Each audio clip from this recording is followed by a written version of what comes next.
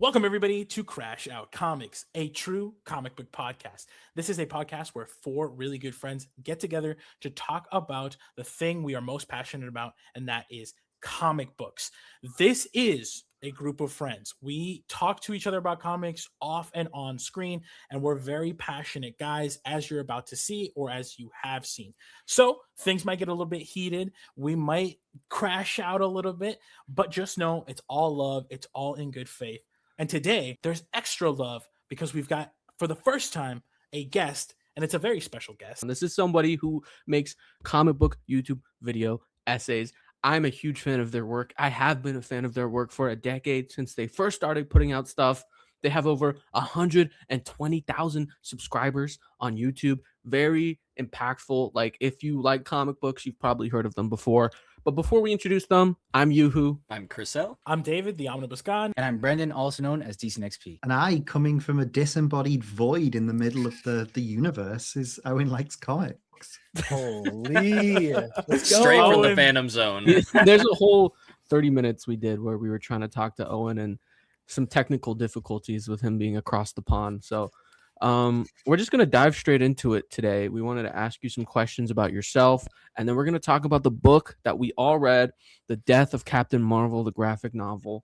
But first, quick question for you. I'm just curious, Owen, I know you just read Death of Captain Marvel, but besides that, what books are you looking forward to reading? God, that's a great question. Yeah, I'm always trying to fill gaps in my personal backlog. I'm forever trying to go back and read stuff from the 60s, the 70s, the 80s, the 90s, and fill a lot of those spaces in my collection. There's a video I want to make that I've not started yet. I've read it before, but it's been a good few years.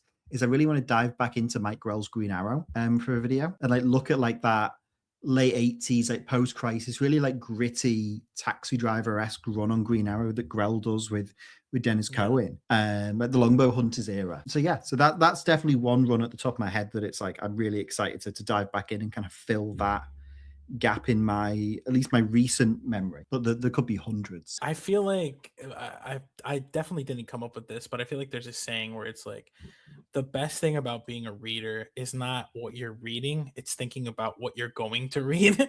I feel like that's kind of when I'm reading a book, or a comic, I'm oh, this is great. I'm having a lot of fun, but I can't wait to finish it so I can start reading something else. Yeah, or even better, while you're reading something, you're yo, this makes me want to read that, or this makes me want to read that. That's a feeling where it's just now I really want to dig in and just go in depth with these stories, man. Unless it's Flash. I couldn't imagine having that feeling with Flash. Owen, I don't know if you've seen the previous episodes, man, but I literally I have to fight for my life to get these guys to just to be nice regarding the Flash, bro.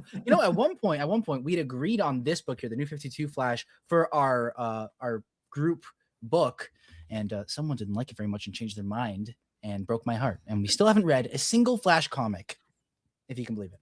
Yeah, you'll be fine. You're about to get into some. I might read Silver Age with you, which he said he would, and now it's a might. I want to highlight that right now. Okay. Okay. I'm kind of going through and I'm loving some of the 90s Flash stuff that I'm reading, but I'm also starting to look into maybe getting into the Silver Age. I know you made a video talking about, the Flash of Two Worlds, kind of how that segued DC into the Silver Age and how it was kind of a game changer, introducing the multiverse and all that stuff. So I was just wondering if you had any thoughts on that. I mean, if you've read it recently or if you had any favorite stories from that age of the Flash. I think that era, late 50s, early 60s, the Robert Kanninger, Carmen Infantino, that era of Flash is really interesting. I did a video on the Flash of Two Worlds a little while ago, and I find that story to be really fascinating because not only is it the first instance of DC telling a story regarding alternate universes, which now is such a huge part of how that company tells their stories, but it's also a story that crosses generations. Jay Garrick was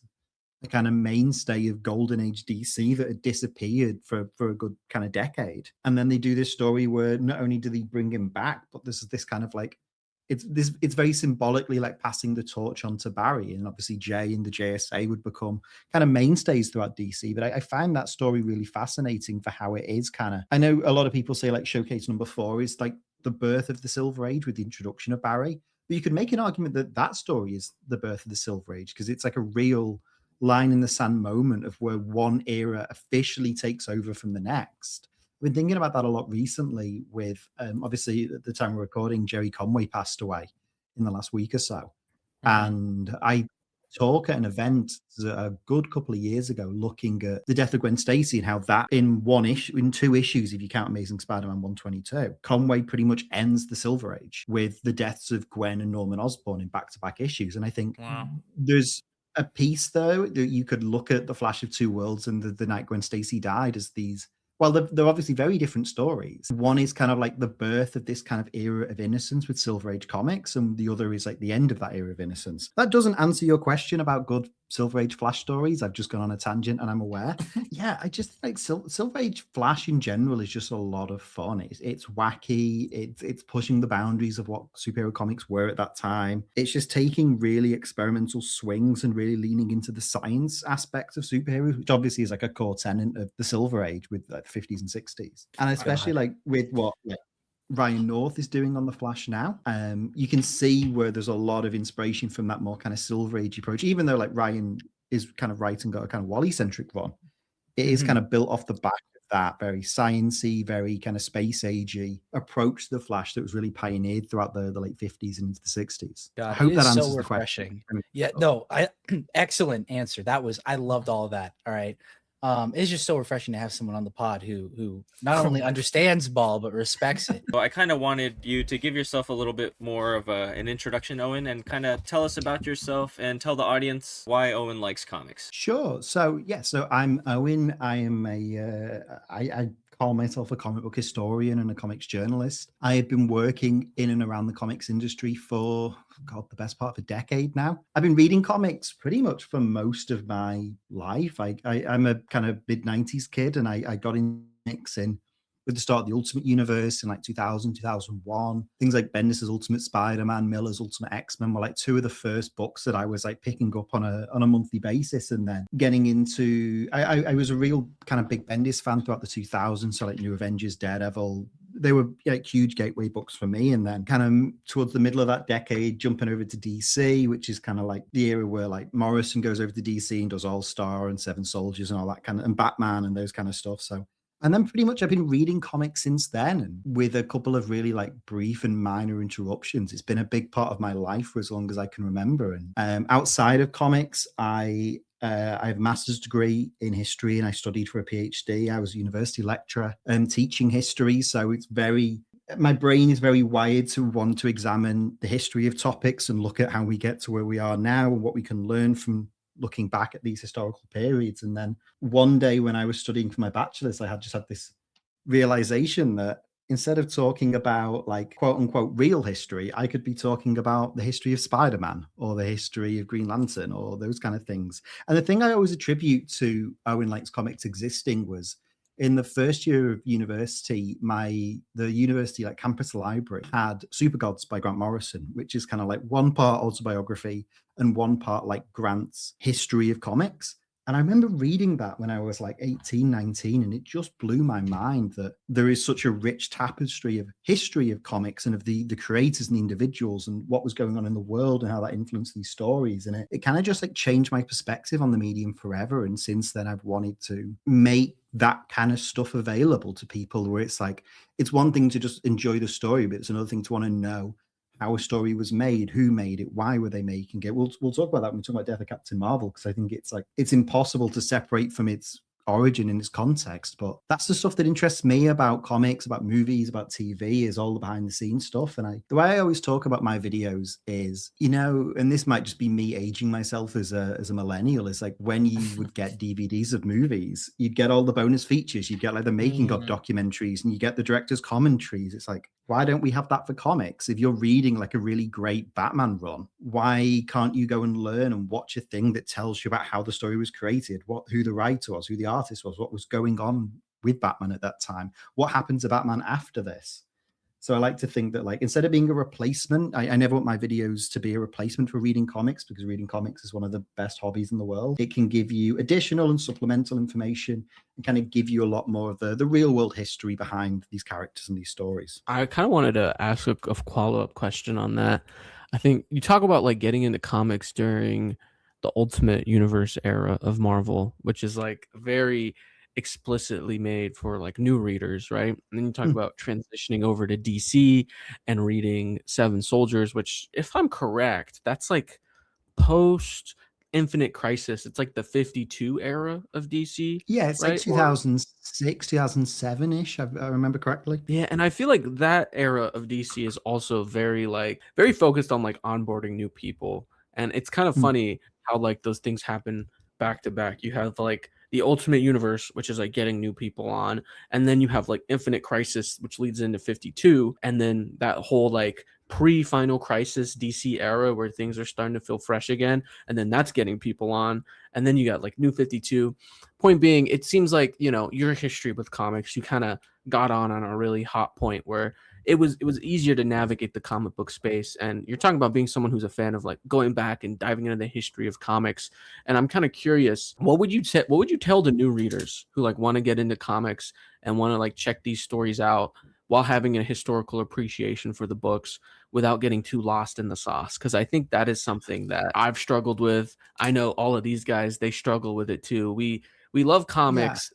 We want to read the stuff Don't that speak. happens before. Don't speak for me. I will speak for yourself, because pal. Hold I on. do a good job. You don't read modern comics unless you've read everything that happened before it, which Not honestly, anymore. It's not my fault if the old comics are just that good, okay? No, And no, I no, want to no, go back listen. and read them. You can't even read or appreciate an old comic. That is true. That's not ridiculous. Listen, I'll admit I used to have that problem, but I think nowadays I've backed up from that. But I do think that is a problem. That definitely is a problem with you have a little bit. Okay, whatever. You know what? I think that's a really good question. Go I ahead, think that's a Owen, really sorry. good question, because one of the things I see online a lot is people saying that like, I want to get into comics, but the thing that I struggle with is they don't seem super accessible for new readers. Because if I want to just read Batman, what am I supposed to read, like 80 years of Batman? And I see people get really overwhelmed by that. And I'm kind of coming from a privileged position of someone that's been reading comics for close to a quarter of a century and is, pretty in the weeds of this stuff. So maybe I've got a kind of a bias in it, but I don't know, like, you're never gonna be an encyclopedia of this stuff. I've been reading comics most of my life. I've been talking about comics on the internet for a decade, and I've been doing it as my job for 3 or so years now. And there are huge gaps in my knowledge and my collection. There's characters that I've barely read any runs of. Like, you're never gonna have a perfect tapestry of every issue of every run, so everyone kind of jumps in blind. Now, there are certainly storylines and jumping on points that are more accessible. Like the fact that I picked up Ultimate Spider-Man probably in its first 10 issues was a lot more accessible than if I'd picked up Amazing Spider-Man, dealing with whatever was going on in like 2001 with that book. But I think about it at the time, like I was talking to a friend of mine yesterday who was talking about kind of wanting to get into reading comics. And the answer was simple. It's just get Absolute Batman. And if you like that, either buy more Absolute books or maybe check out more Scott Snyder books. Or Absolute recommendation. You're going Absolute Batman. That's the one. I've said this before, that I think, and it's there's a funny part to this, which I'll explain later, that I think Absolute Batman can be for a lot of people today what Ultimate Spider-Man was in 2000, which is very ironic given that there is a book called Ultimate Spider-Man that has been coming out very recently. But like the way that Absolute Batman has got so many people interested in comics, and it's reflected in the sales. That book is selling more than even Scott and Nick and Frank expected. And they'll be the first to tell you that. And I think part of that is it's so easily accessible, and it's so, from a visual perspective, it's so different and distinct, and it's not something you need to have read. Like even like stuff like, I'm really enjoying the Matt Fraction Batman run. I don't know if I would recommend that to someone who maybe hasn't read like the Zdarsky run or some of the stuff in between. Like, I don't know how well someone would fare that isn't like as clued up as I might be. But stuff like the Absolute Universe and also the Ultimate Universe, maybe to a slightly lesser extent, is great for getting new people in, because you can just hand them a trade and it's like, here's volume 1 of all of these characters, whichever one you like the most, stick with, and then maybe check out some other stuff that those writers might have done.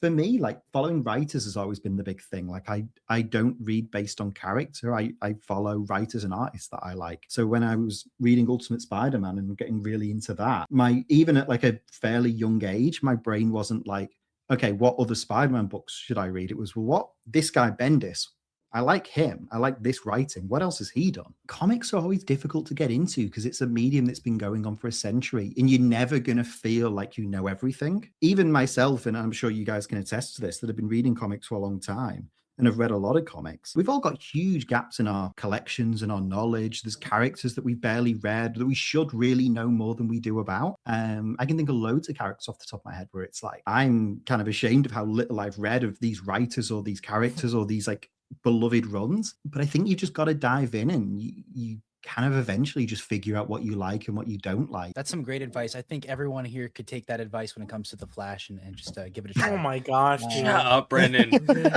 Jesus Christ. But I had another question for you, Owen. So you mentioned you have a background like with history, and I just wanted to ask, have there ever been any comic runs that you've read that have kind of referenced some of like the knowledge base behind that background? So I'll give you an example. For me, I had a computer science in my university years, and I really enjoyed when I was reading Ryan North's Fantastic Four, because he actually went into like and explained encryption to a certain extent in issue 6, and I thought that was really cool. So has there been anything that's kind of been the same for you? Oh, definitely. I mean, like with what you said about Fantastic Four, I remember because I've had Ryan on the show a few times and I've gotten to know him a little bit. Like he has told me and shown me, like he will go and read academic papers and essays for every issue of Fantastic Four.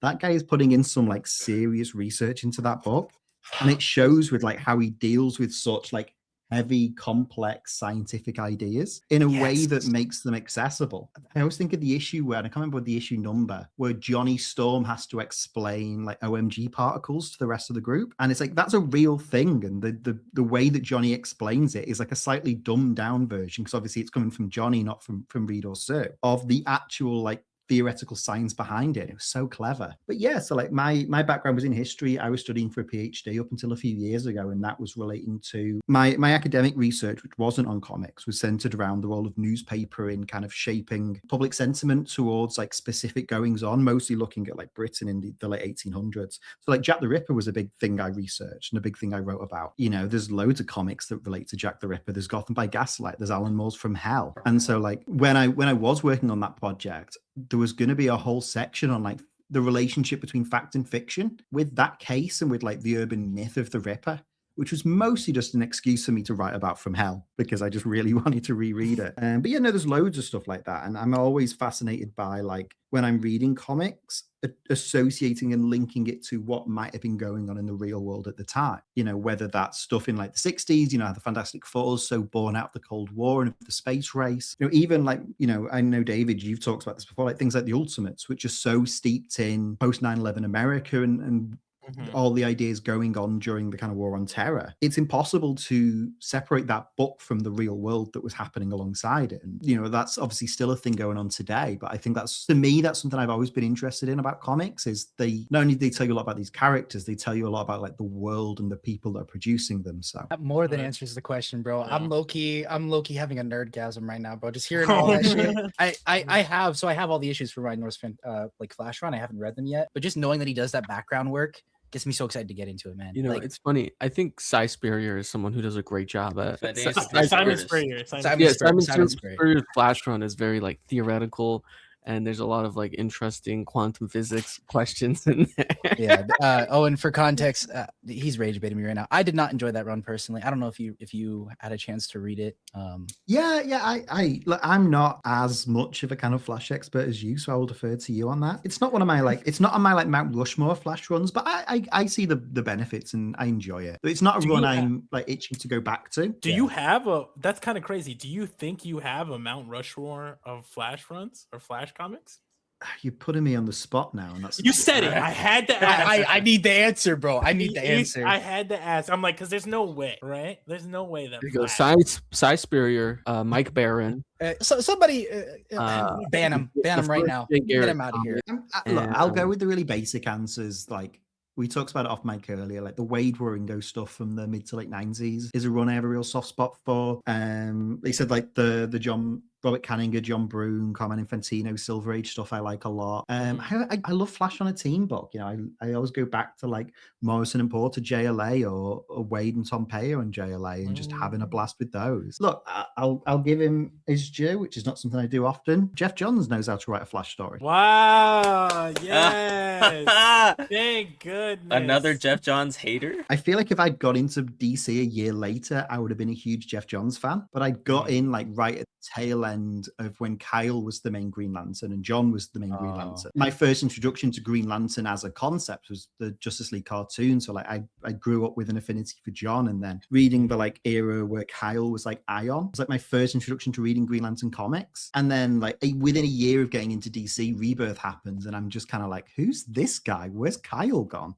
And so I've always had a bit of a complicated relationship with that book, where it's like objectively like it's a really like acclaimed Green Lantern run and is really definitive, but I was like, just if I just started reading DC a year later, I would have very different feelings on it than I do. I think that's totally valid, and I think a lot of people kind of have that same sentiment with Jeff Johns, where it's like there were so many things that were different for DC, you know, with Wally being the Flash, Kyle, and the whole Green Lantern Corps, that like them bringing it back to the original stuff was very jarring. But what I will say that I love about Johns is I think he handles that really well. It sounds like a backhanded compliment, and I don't intend it to. Johns is really good at writing nostalgic comics and reworking things from older eras in new contexts. Like, I'd be a hypocrite to say I don't like his Green Lantern, which I do. I enjoy it. It's not my favorite era of that character, but I get why people love it. But I also like really love his JSA run throughout like the 90s and into the 2000s. That's a series that I've got a real adoration for.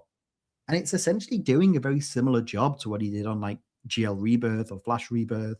So it'd be hypocritical for me to say that's a bad approach to storytelling, because there's runs of his where he does that, and I really love it. Yeah, that's awesome. We're talking creators. That's like one thing that I think you and your channel does such a good job of. It definitely influenced me, not just into how I do my content, but like just what I'm interested in. And that is focusing on the creators. Putting you on the hot seat again. I want to know, what is your Mount Rushmore for comic book writers? And then after that, I want to know your Mount Rushmore for comic book artists.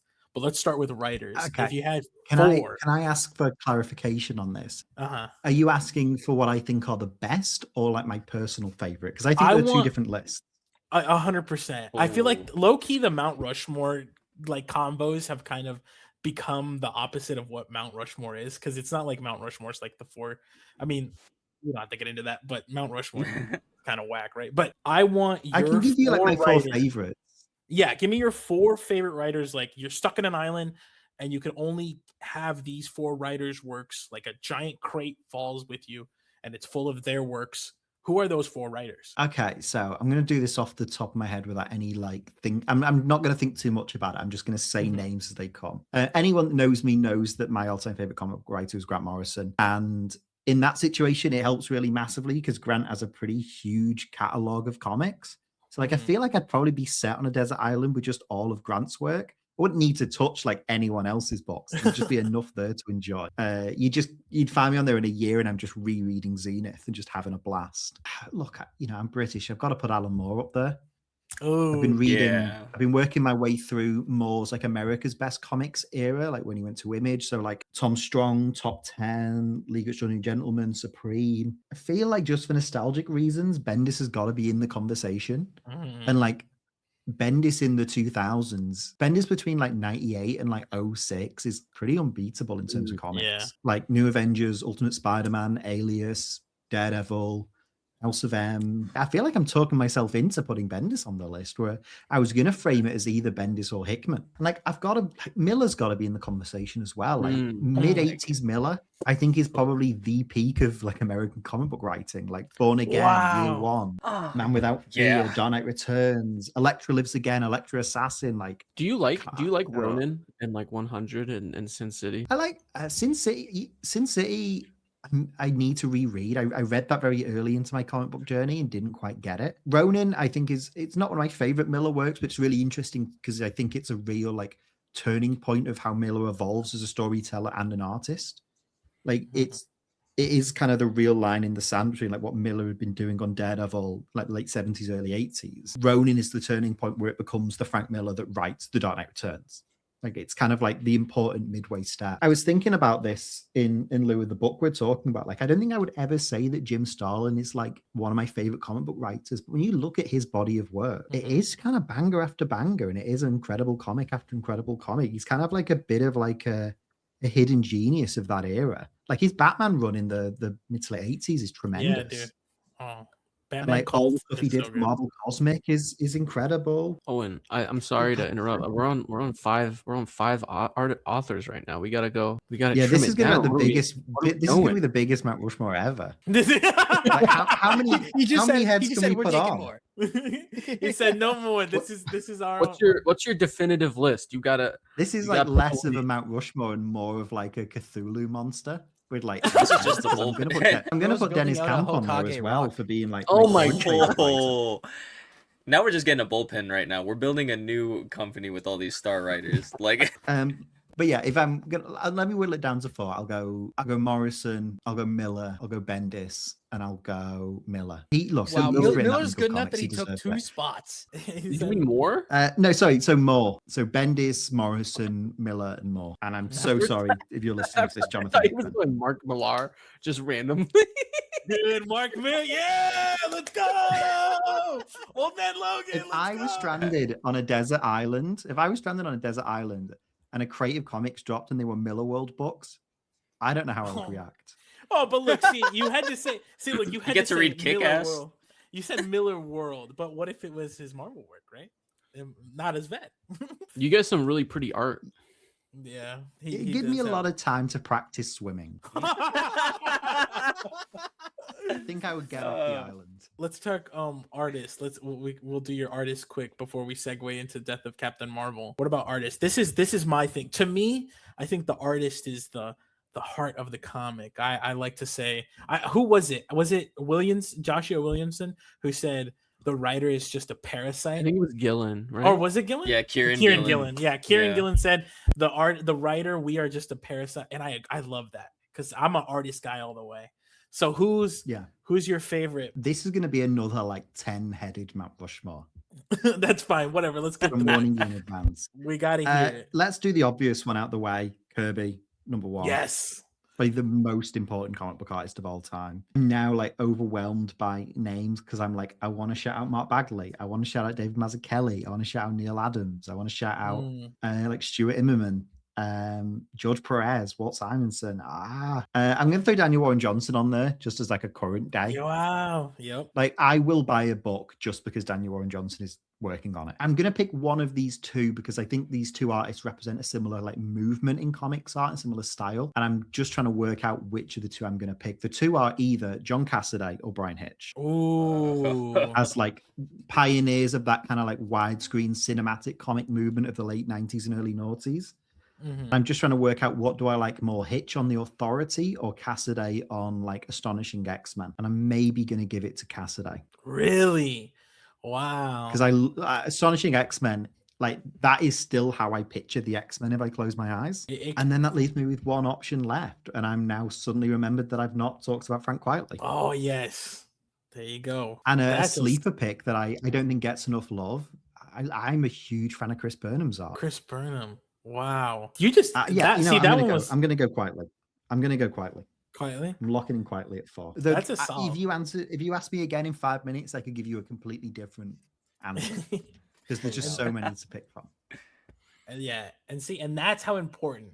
And that's how important, everybody, the artist is. Are we gonna like run this down? Are you gonna make me do like my top 4 like letterers and inkers and colorists? Hey man, let's do it right now. The reason you're here is because we all read a book together, and that book was The Death of Captain Marvel. This is by Jim Starlin. A little bit of a background about this book. Well, I guess the first question is, what did you read? I think we all read kind of different things because the way this book is collected, some versions just collect the graphic novel, some versions collect his first appearance, some versions collect like his solo series, some versions collect Marvel Spotlight. So just so we're all on the same page. What did you end up reading, Owen? So the copy that I own is there's like a UK collection of Marvel trades called the Ultimate Graphic Novels Collection, and I've got the it's called The Life and Death of Captain Marvel Part 2, which collects Marvel graphic novel number 1, so The Death of Captain Marvel, as well as Captain Marvel 30 through 34 and Avengers 125. I think because it's like a relatively short story, different trades will kind of compile other stories. So I imagine like between the 5 of us, we'll have like everything, but I think it's going to be a little bit spread out of who might have read what or kind of what we've got and don't have. But that's Which kind is of what fine. the trade I already own. That's what that has in it. But this was your pick. We asked you before the episode and to choose a book, and I'm curious, what was the reason you wanted to read or reread The Death of Captain Marvel? Because I've never read it before. This was my first time reading it. I think for some people it was a reread. For other people it was a first time read. But what drew you to this specific this specific comic? Yeah, so I think that was part of it, is that I don't know. I think maybe I wanted to kind of suggest a book that wasn't super obvious. Like it would have been really easy for me to say, let's read All Star Superman, because I imagine we've all read it. We all have takes and we all have thoughts on it. We could probably do an hour-long conversation about it without rereading any issues of the book. But I kind of wanted something that maybe at least one person in the conversation might read for the first time. It's not by it's not a super high-profile character, and it's by a writer who, while I think Jim Starlin is an incredible writer and did a lot of great stuff, isn't like an A-list writer in the same way some of the names that we talked about earlier. So it's maybe a slightly obscure story, but one I think is really interesting and is incredible, and there's such a fascinating history behind it. I think it's really important in terms of like conversations surrounding how comics handle themes of death and grief and loss. I've got a take that I will give later on that I think you will particularly appreciate, and I'm going to hold on to that and put a pin in that. But yeah, I just thought it's a book that I'm kind of quietly fascinated by. It's a book I've been wanting a good excuse to reread and talk about and cover. And when you guys suggested like what would we talk about, it was just one of the first things that came to mind. Before we talk about the graphic novel, I first wanted to talk about the issues prior to the graphic novel. So I think I read Marvel Superheroes issue 13 and 14, I think it was, His right? first appearance, yeah. Yeah, and then I read Mhm. Captain Marvel issue 1 and 2. And then there was 2 more issues that I didn't read, which I think everyone else read, which was Marvel Spotlight issue 1 and 2, right? I got to be honest with y'all though. I could not. I was struggling. I was really, really struggling to read the early Captain Marvel stuff. I was not a fan of it at all. And I was reading this and I'm like, what the hell, dude? Is this So what the Death you of who- Captain Marvel is? Were you reading like the original like Stan Lee penned stuff? Mhm. Okay, yeah. It's I think the solo series was by Starlin though at the beginning, right? Or am I tripping about that?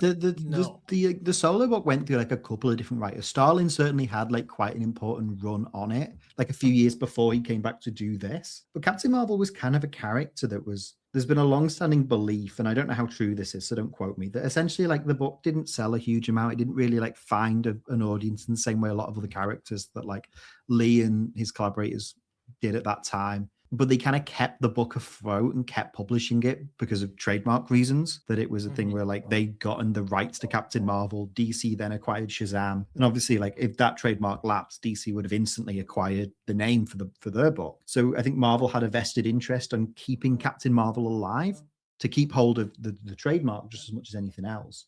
So the book kind of went through a few different writers and a few alterations, and that's where you get like the original Stan Lee stuff, where it's very focused on him as this like almost like alien police officer undercover on Earth. And then they do like the Rick Jones stuff where they can like swap places, and it feels like kind of them trying to do a take of Shazam, where like Yeah, one that's of how I them is felt. in the negative zone and one of them is in like the real world, when they kind of like I can't even remember if they like have a word that they say, but it feels very like evocative of the relationship between Billy Batson and Captain Marvel. Yeah, And they yeah, connect he's the just kind of bands a bit together. of an obscure character that a few different writers tried to do different things. And, whether that's changing the costume up, his power sets changed like 2 or 3 times throughout like the 70s. Some runs it's very Earth-based, some runs it's entirely set in space. Like, I'm kind of interested by Marvel as a character because it feels like a lot of writers just throwing things at the wall and seeing what resonates and what sticks.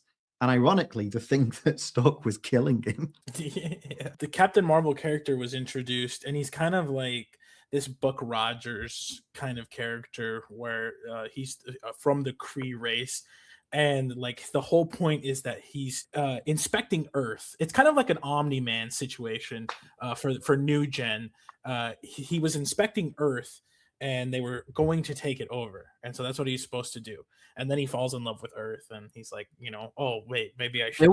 There was a specific callback too. The reason he was coming to Earth is because of something that happened in Fantastic Four. They just Earth had destroyed a sentry, which is a device, or is like a being from, not a being, but it's a robot from the Kree. So they also think Earth is like a threat, and like they're scared of Earth or whatever. I'm a really big Stan defender. I like his Silver Age stuff, along with Jack Kirby, along with Ramita, and along with Ditko. And this is one of those books where you could feel like this isn't it. Like this is not, like, it felt like more akin to what the X-Men was at the time, which if you're a avid reader of the Silver Age, you know that X-Men and like Avengers were kind of the weaker titles during that time, with highs for sure. But this felt like a low. The first appearance of Captain Marvel and Marvel Superheroes was like, it's cool. Gene Colan on artwork, which is amazing. But besides that, the story's kind of whatever. And it's funny because the reason we read all these issues was because we were going off of Chris's collected edition, which was the gallery edition, which we thought, oh, it's the gallery edition, so that's extra special. What's collected in there? And Chris tells us everything that's collected. And when you get to the death of Captain Marvel, obviously it's the death of Captain Marvel, so it's a lot further than his first appearance. It's years now.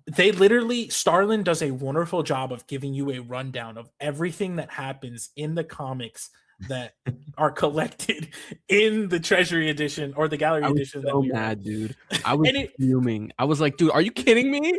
Why did I? Yeah, no, you had to read a comic older than you. You guys were literally flaming me. You were like, oh, just read it. Yeah. And I'm like, I don't want to, but fine, I'll read it. And then I read it, and then boom, it's right there. But in our defense, bro, you don't even like good Silver Age stories. So like we just kind of assumed, because we hadn't started. I've learned to love good Silver Age. Okay, well, let's get off that. But I'm just look, we're going off topic, but I'm fascinated by the idea of a Morrison head that's not into the Silver Age. Yeah, that's him, dude. Listen, that's him. I like a couple. I don't know. I'm trying to think of a Silver Age story. No, you don't, bro. You had to learn to like Amazing Spider-Man. I get it though, especially if you're like a modern reader. Like Silver Age comics can be a little bit, they have a cadence and a pace and a style to them that can be a little difficult to kind of adjust your brain to. You've kind of got to program yourself to enjoy them on their level. Like obviously like the greats of that era, I think anyone can enjoy like Stan and Jack's Fantastic Four without needing to like put asterisks next to it. But I definitely get why some people might struggle with, especially stuff like this, which isn't like the original like Stan Lee, Gene Colan, Captain Marvel, which isn't like the standout comic of the Silver Age. It might not be the easiest thing to get through. And then when you realize that, yes, Starlin recaps this in like a couple of text boxes, that's funny. Yeah. I think one thing I really dislike about, sorry, not to hate on this book a little more, but I was talking about this with Brendan a little bit off camera. One thing I really dislike about this book is how loaded the dialogue is in terms of just making up words. Like they'll be talking about alien species, they'll be talking about not the graphic technology. novel, by the way. Sorry, yeah, not the graphic, like the early Captain Marvel stories. They'll be like, yes, this is Zlipslam went to the Springer bomb, a planes of terrestrial, and I'm like, what the hell are these even for? Like, it's just like, it's cool, and I appreciate how ambitious these writers are, but dude, when you read that stuff and you're like not into it, it really makes it hard to like want to keep going, because you just feel like you're like it feels like the worst part of a Morrison book, you know, where it's like Morrison's trying really hard to like confuse you, but at least with Morrison, like, you know, it's gonna go somewhere. But with Captain Marvel, it's like, this is literally just dumb. Like, they are just doing this to me right now. But I'm curious, Chris and Brendan, what did you guys feel about these earlier issues? Yeah. So it was kind of similar to like David's take there. Like I read the same stuff that's in like that gallery edition. Superheroes 12, okay. Superheroes 13, kind of a dip. Honestly, everything before Spotlight number 2, I just didn't really enjoy all that much. Spotlight number 2, I really enjoyed. And then, of course, I dove into the contents of like I think it was Captain Marvel, 34, which honestly I think I could have just read Captain Marvel 34 and then read the death of. The early stuff, it did kind of feel kind of like what Yehu was saying, a little bloated, a little too wordy, which is not normally a complaint I have for that era of comics. Like I normally kind of enjoy that. For me, the hardest thing for me was trying to find like something to connect with this character.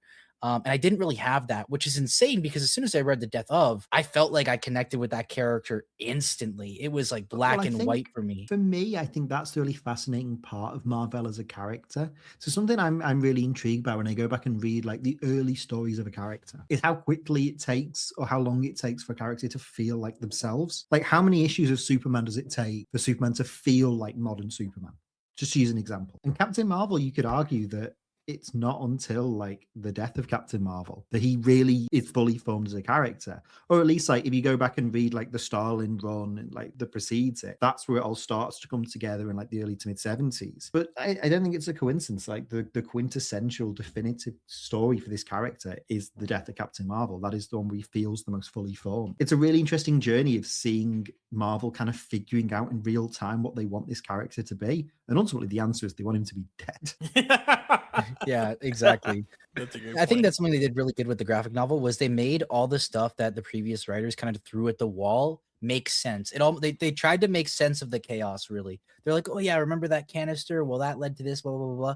Mhm. Right? Like they make it they made me almost feel like it was worthwhile to read those stories. And I gotta say that's a hard pull for me because I didn't really enjoy them as much. But Chris, what were your thoughts on those issues? I have to agree with you guys that I couldn't really. It was hard for me to latch on to Marvel at first, but don't point at me, buddy, because I actually read and enjoyed the issues. Okay, so listen. This guy's always hating on me, saying, "Oh, just read the Silver Age. Read the Silver Age. It's so good. It's so good." I think you guys touched on something really interesting, and that's what I really liked about Captain Marvel as well, or Marvel rather, is that he, even in the Kree society, it almost felt like he didn't have a place, right? And if you know anything about Marvel's space societies, they're all hard asses. The Kree are a bunch of hard asses, so are the Skrulls. Like, they're very stuck in their ways. And so it's really interesting to see them have the capacity for change, even just one of them. And to see Marvel go on this journey and become like a protector of Earth is really, really inspiring. It feels like, not to relate it to Superman, but it feels like Superman, right? He has this adopted home that he comes to and he learns how to care for the people and he completely like he becomes a new person. And I really like how David described it as sort of this Buck Rogers character or like Flash Gordon, where he goes on these insane cosmic space adventures and he meets people from other civilizations. And even in those adventures too, like in the Starlin issues, he does kind of have this sense of displacement. Like he's on a different planet fighting for these people, but he's also like, is this really all I'm gonna do? Like just retire here with this lady? And so when you get to the death, it's kind of this thing where if you look back at all of the issues and stuff, the warrior's journey for Marvel was always going to lead to death. Dude, I hate how you actually just You cooked right told there. that. Yeah. I hate how you actually just cooked so hard, bro. You know What what? Maybe he Yeah, cooked because I you read it. the books and they're good. Oh. You piss me off so much sometimes, bro. But okay, let's get into the graphic novel itself because that's really what we're here to discuss, and that's what I think we all can come to terms on the fact that we all thought it was fantastic. Ask Owen really quick. I know you have a little bit of background knowledge on like the creators and the creative process Mhm. behind this novel. Do you know like what was going on behind the scenes when they wrote this? Like what Starlin was thinking, Yeah. what Toriel was thinking, what led us to this point So- before we dive into the story? So there's a couple of really interesting kind of like trivia and tidbits about this book. One is that it is the first like proper graphic novel that Marvel ever produced. Like Jim Shooter kind of got the idea in like the early 80s to kind of start publishing original graphic novels, kind of in the way that a lot of European comic publishers were doing, which was, this is like what's 4 so years before like Watchmen comes out. So it's like a real, like in an American sense, a real trailblazer of kind of pioneering this format. It was kind of a case of like, well, what are we going to do for the first one? And either, depending on who you ask, either Shooter asked Starlin to write this specifically, or Starlin pitched this to Shooter specifically. The other kind of notable thing, and we'll talk about this in conversation with another book that I want to bring up later is that Starlin, who obviously had written Captain Marvel about kind of 7 or 8 years earlier, kind of done a lengthy run, and that was kind of one of the things that like helped really like make his name at Marvel at that time.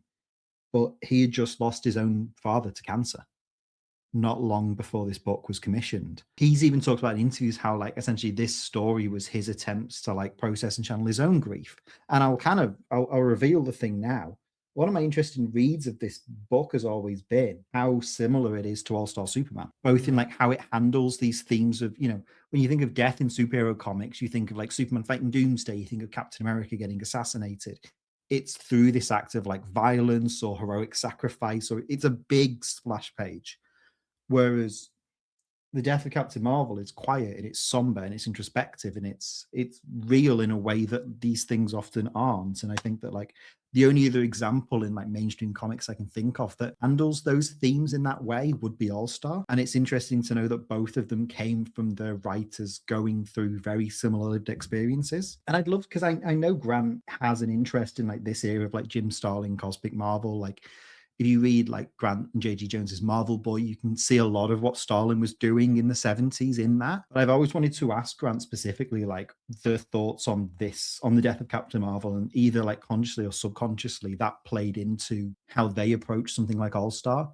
But I've always kind of viewed these two books as companion pieces in a way, which is wild considering like what they are and when they were published. But I think they're both really interesting like studies on grief and death in a way that superhero comics rarely kind of tackle them in that way. It feels real because like when I was reading Death of Captain Marvel, for example, like I didn't know exactly what was going on in the background, but I knew I'm like, okay, one of the creative members on this team is experienced this or recently did, because like everything that they're exploring is real. Like this is like textbook, you know, like I had a similar loss in my family with like, you know, dealing with cancer. And it's like, that's where I felt that connection with Captain Marvel was just like, damn, like this is exactly how it is. It's not dramatic and flashy and action packed. It's slow, it's somber, like you said. And I think that's probably why it stuck out to me. But I now I want to go and read those other stories too. So yeah, spoiler alert if you're listening, Death of Captain Marvel is a book about Captain Marvel getting cancer and dying.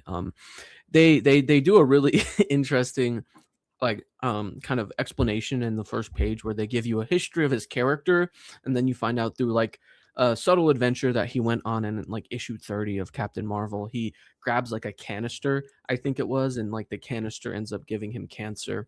And so the book is about him going on this journey of recollection and acceptance, like seeing his friends and seeing his loved ones before he ultimately like succumbs to this sickness. And it's only I think 80 pages, right? It's pretty, or 60 pages. 66. It's a pretty short book, and I think it does a really great job at distilling the history of Captain Marvel, so anyone can pick this up. If you like know nothing about the character, you can pick this up and you can feel something, right? And I think spitballing off of what Owen was saying earlier about how, and Brendan too, you can feel the grief in this story. You can feel like this isn't about Captain Marvel. It's about something more than that. And one of the moments that really stuck out to me was right after he finds out he has cancer. He just goes to the woman he loves, right? And there's no text. I think it's just a 9-panel grid. And he just looks at her and they just hold each other in this like moment of complete silence. And it feels so like raw and like unnervingly like somber for a book from 1982 that like I don't know, like I maybe I just don't read enough, you know, Bronze Age stories, but I think the use of silence in this book and like letting the art speak for itself really hits home in a way that I just did not anticipate for this story. I love it because Jim Starlin is both the writer and artist, like penciler, for this project. And so I think that on that alone, he knows and understands where moments can just be the illustration, and he understands how to let the visuals speak for themselves. Where a lot of the times I think with a writer artist duo, the writer might try to kind of force themselves into something, but it makes it really special. But that's not to take away for how phenomenal his writing is in here as well. And I actually I took the image. This moment here is one of my favorite moments where you find out how Captain Marvel is dying. This is before you find out about the canister. For our listeners, it's Captain Marvel talking to Thanos' father. Also for like some added context, Thanos kind of plays like a little bit of a role in this story. He's dead, quotation marks. He's like turned into a statue. It's stuff like this where it's a Marvel talking about what he thinks it is, and Thanos' father says, "We on Titan call it the inner decay. You, the Kree, have named it the Blackened. Earthmen call it cancer." And I think that's brilliant because Starlin is making it relatable, right? Like if you read that one by one, it's like, okay, silly name, like fantastical name of this disease that exists in space, and it just walks down until it gets to the real word. When I read this, when I read these panels, I genuinely dropped my jaw. I was like, it's weird, right? Because I think I knew that it was cancer that kills him, but seeing the word cancer, seeing it be cancer that's killing this all-powerful comic book character was just like a awe moment. And I think that happens a lot in this book where Starlin's writing just completely walks you through what's happening, and he does it in a calming way. And like Owen and Brendan talked about, it's a very peaceful book. It's beautiful. It's just, I don't know how to explain it. It's not, I wouldn't like it can be a tearjerker, but what I think I love that it just does is that it just is. Like it's not trying to force these sad moments. It's just walking you through what, with the context that Owen added, what we can only assume that Starlin was going through. But it's also what I think so interesting about that, because you're right, David. Like it's so melancholic, and it's so obviously like the way I always pitch this book to people is you may not know who Mar-Vell is, or you may not care about him as a character, but you can instantly relate to the situation of the book. Like everyone has either experienced this firsthand or knows enough of what this process and what this thing is like. But even if you've never read a Captain Marvel comic before this, you immediately like sympathize and empathize with this character, and you get what he's going through. But it's also like a celebration of Captain Marvel. Like one thing I love about this book is through like, having people like Eros show up, having Rick Jones show up, having the Avengers show up, like characters who Captain Marvel had teamed up with in previous runs, some other writers, even like showing off like the kind of silly, Stanley Gene Colan costume, like the white and the green. I love the fact that this book is both like a really serious study of grief and death using like all-powerful superheroes, but it's also like a really heartfelt celebration of a character that never quite got his moment, if that makes sense. Like they never quite figured out Captain Marvel in the same way they figured out Spider-Man and the X-Men and the Fantastic Four and everyone else. Like he never quite reached his potential. It's a real like love letter to quite an obscure hero. I think that adds to the kind of overarching sense of melancholy to it, is the fact that this is a character that didn't get to have his defining adventure before he passed away. If it was really interesting because at the beginning of the book, the way you find out that Captain Marvel is dying is because they're transporting Thanos to like another planet. I think they're transporting him back to Titan, right? Yeah. And their ship gets like raided by these people who are these like zealots. They're like obsessed with Thanos, and they're like, Captain Marvel's fighting them, and then I think he collapses after the fight, and that's when he finds out he's super weak. But during the fight, he asks these people, he's like why are you doing this? Like why? Like it's over. And they're like, it will never be over, right? Like there is no point. If Thanos is in stone, like we will continue to fight until he's free or until we're dead. And I think there's something about that particularly resonates with me. I think you could talk about religious zealots and how people fall into this like psychosis where they just believe one truth and it becomes this self-fulfilling prophecy until they implode on themselves. Or you could just relate it to the book at hand where like Thanos is dead, these people have lost their purpose and they're searching for someone else. And like I don't think Starlin was like trying to self-insert himself as like one of Thanos's guys. But I think a big thing in the book is how the different ways in which people process grief. Like these like disciples of Thanos are in like, I've not thought about it to the level of like plotting which character is which on the 5 stages of grief, but these characters are certainly like in denial and refusing to accept that this is happening. Then you get Rick Jones and you get the Avengers who are like proactive. We can solve this. We can fix this. Mhm. And it's Marvel who is ultimately, and through Thanos himself later on in the book, that is that you kind of have to just accept it. The different characters he kind of meets along the way do symbolize like the different ways in which people perceive and react to death. And I think another really good thing that Starlin explores in this story is like the roller coaster of emotions that the person themselves goes through. Like there's a period where, you know, Marvel's talking to Ulysses. They're kind of just sitting, like looking out at like the sunset, right? And he's talking about how Adam Warlock kind of just accepted death, right? And welcomed death as a friend. And he mentioned the fact that, you know, he's not going to do that himself. And that was actually one of the moments in the story that like made me tear up. But then in another panel, you have a moment where he's like clearly just unhappy. Like in that moment with Ulysses, he seemed almost content. And then the next panel or a couple of pages later, he's like destroying this like laboratory. He's pissed off. He's like, why? Like I fought all of these villains. I fought all of these different insane threats. And this is what ends me. And then in contrast to that, when he does end up dying, right? There's that scene where he's fighting all of the people he's ever fought before that have died, right? And he's basically saying, like, I'm not, you know, if I'm going to die, I'm going to die fighting, right? He refuses to go down without a fight. And at the very end, you know, he faces death and he says he's not afraid of death anymore. And he doesn't need the illusion and he just accepts it.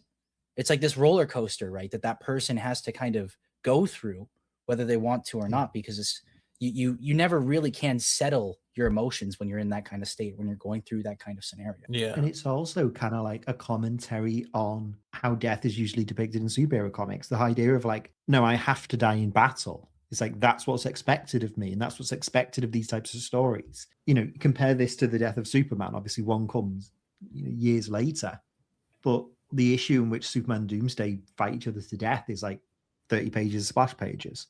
It's all action. It's big and it's bombastic and it's like a death fitting of a warrior, whereas this is a kind of death fitting of a person. Kind of does it in that classic Marvel way, doesn't it? Like the old theme of Marvel was like the world outside your window, and all the old books were always trying to tie. You had realism elements most of the time in the stories, right? And so this one's unique one is the cancer itself. And some of my favorite moments in the story are those kind of real moments, like when Rick Jones yells at all of the Avengers and he's like, you guys are all geniuses with money and everything, like you can figure it out.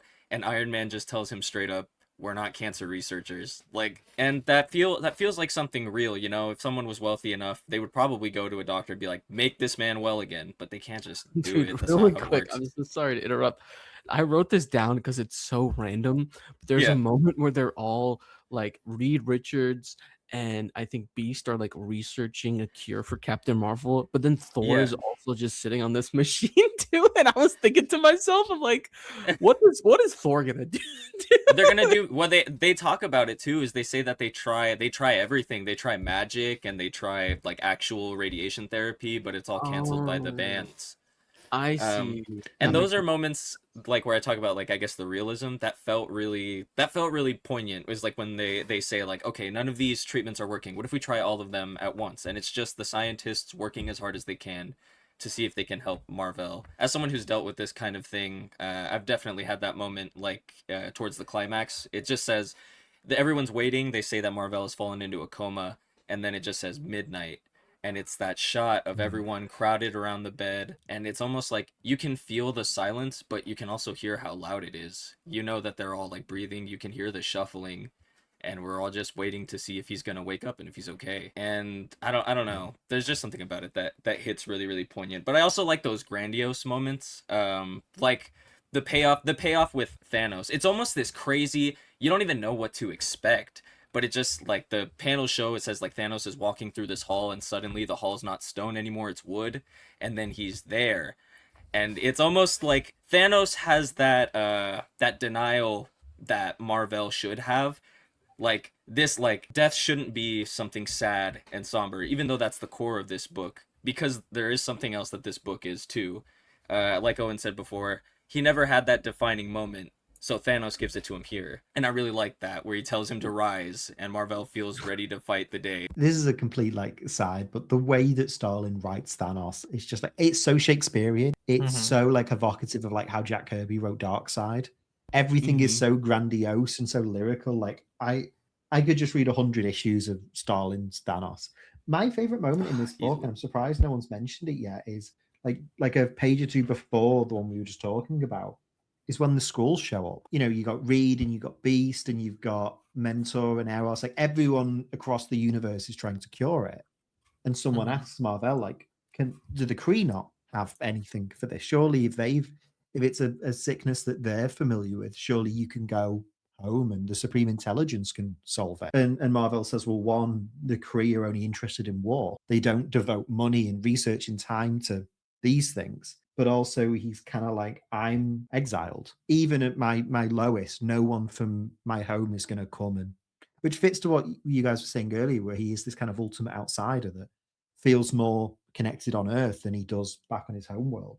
But the fact that like the Skrull Empire, like the arch enemy of the Kree, someone who like, and I think the character even says it, who's like, you've been our greatest enemy, but we admire you for your resilience and how you've always fought against us. And there's like this weird mutual respect between them. The Skrull general like saluting him is an image that like sticks in my head so much. I think it's such a powerful moment of showing the legacy that this character has left on so many different people. He says, yeah, you can see it on screen, you are quite possibly the greatest warrior who's ever walked the stars. If this is the first ever Marvel graphic novel, this does seem like a very ambitious type of thing to do, because it's not a story about, you know, Captain Marvel getting in this epic battle. It's not a story like packed to the brim with, you know, crazy action. It's literally like his death is a very somber tale. I don't think there is any like much action at all in here.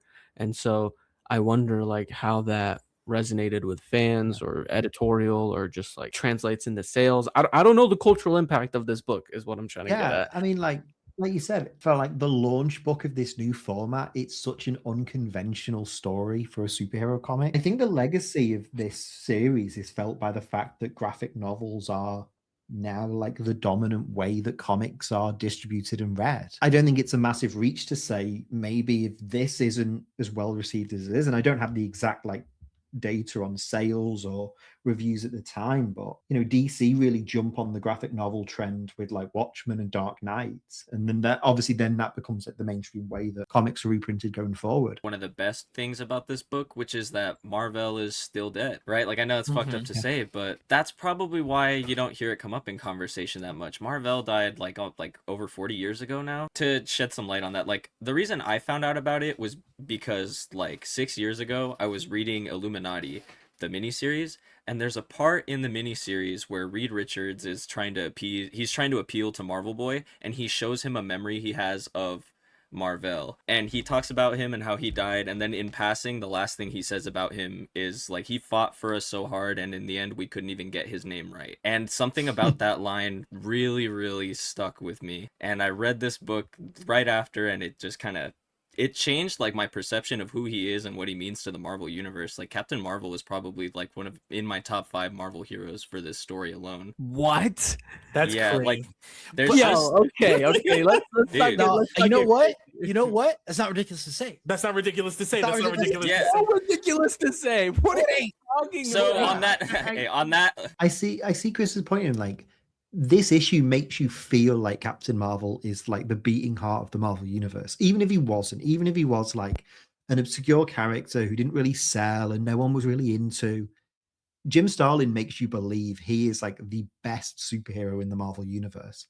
And the fact that he can do that with a character that, like we said, never really found his feet is a huge testament to Starlin as a creator. It's one thing for Morrison and Quitely to make me feel that way towards Superman with All-Star. Superman is my favorite DC character. He is like the beating heart of the DC universe. I'm trying to think of like what the DC equivalent to this would be. It'd be like telling like the death of Booster Gold or the death of like I was just thinking that. Do you guys really think that like after reading this one graphic novel, you could actually say like confidently like Captain Marvel top 5 based off of just That is died. I died, and now I he's would on implore you to ask yourself this question, Yoo-hoo. How many characters do you know that have had this kind of level of impact on the Marvel universe? a lot. I think Name them right now. That what? chain. I think there's so many like chain reactions you could follow. Like any of You the can follow X-Men. chain reactions, but this is like one big like explosion from the very beginning. Like everyone shows up. Everyone's impacted here's the by thing, that Brendan. loss. Here's the thing. Here's where I would kind of side on Yoo-hoo, and I kind of understand where he's coming from. I think that's like this whole thing is more an attest to how amazing of a job Starlin did with this book itself. But I think you separate yourself from it. Like what do you have then? You have all the older stuff. You have all the, you have the 50 issue run before this graphic novel, not directly before that, but you know what I mean. And it's like, is that I mean, if fans weren't liking it back then, and if you like it now, then yeah, you like it now. That's, art is subjective, taste is subjective. Sorry to interject there, David. No, but go I ahead. think there's something really powerful to the fact that, this book could have like really turned people onto the character of Marvel and made people realize definitely. actually this character is really interesting and fun. Like it would have been very easy for a few years later for Marvel to just bring him back with a new #1 and it sells and now the character's a success. But I'm so fascinated by the fact that this is like the one death in comics that stuck. I think that like it's no coincidence that Starlin would later write the death of Jason Todd 5 years later. And you could argue that's maybe him trying to do the same job for DC with the death of Robin. I mean, I think that's a little bit of a I'm sorry, but like no, maybe not with Jason necessarily, but like Robin is like the ultimate symbol of innocence in the DC universe. Yeah, but I think the death of Jason Todd wasn't as premeditative as this, because it was literally like a vote, like they flipped a coin and we're like, okay, who's gonna? Yeah, but like from when Starlin took over Batman like a few years earlier, he had been trying to find an excuse to get Jason out of that book from day one. Like I think Starlin always wanted to kill Jason, and I think. But did he want to kill Jason or did he want to kill Robin? Well, Jason was Robin at that point. Like that was the only one that was available to him, and I don't think Starlin particularly liked the character of Jason as he was written. That was available to him. Pretty much. Cook his ass, dude. But I think if you asked Starlin at the time, I think the thought process would have been to do something similar with like the death of Captain Marvel, like a loss that has major ramifications for the DC universe. Maybe not Jason as an individual, but Robin as an archetype is so huge in that universe. But yeah, Jason doesn't stay dead. Yeah. And loads of writers have done great stuff with Jason since he's come back, and the thought of Jason being off the table for a generation is crazy now. But instead, Marvel just made other Captain Marvels.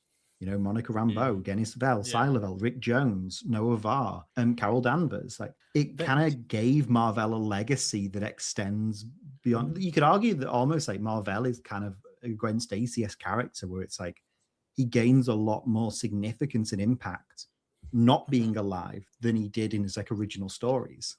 Death in comics has become a crutch that publishers will use, and I don't necessarily think that's a bad thing, because all these types of stories are tools in a writer's tool belt that they can whip out and use when they see fit. And like, I don't think because the death isn't permanent doesn't mean it can't be impactful. Like, I love Ed Brubaker's run on Captain America. My favorite stretch of that run is where Steve is dead and it's Bucky as Cap. I think that series is tremendous.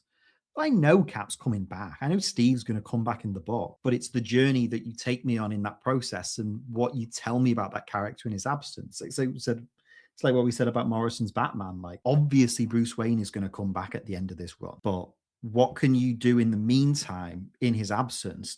What can you tell us about Batman? What can you tell us about Nightwing and Robin, all these characters? I think because of how easy a tool it is, it gets used a lot. And there's some really lazy and kind of examples of it, like you mentioned with Kamala Khan, done for reasons beyond just having an interesting story to tell, whether it's for synergy or for whatever.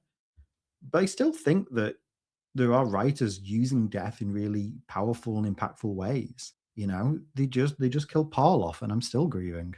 That's crazy. That's Owen. nuts. Oh, that's oh nuts. man. That's the clip. That's the clip. We'll call it here, guys. Again, thank you so much to everybody who's been tuning in.